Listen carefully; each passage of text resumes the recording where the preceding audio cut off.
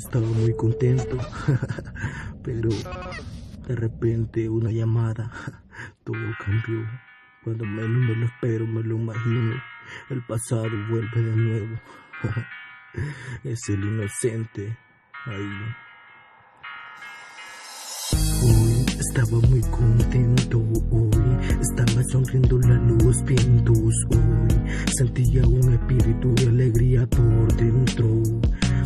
Cuando esperé este momento, que viniera la alegría y me abrazara y nunca se marchara de mi alma.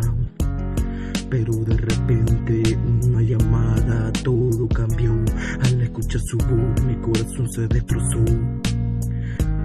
Yo pensaba que el pasado que había dejado enterrado ya lo he olvidado, pero no, hoy he sido recordado. Siempre me sigue atormentando mientras mis lágrimas siguen rodando.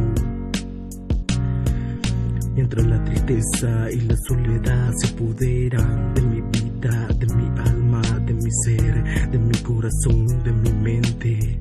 Es tan triste que todo sea así, pero ¿qué le voy a hacer a la vida?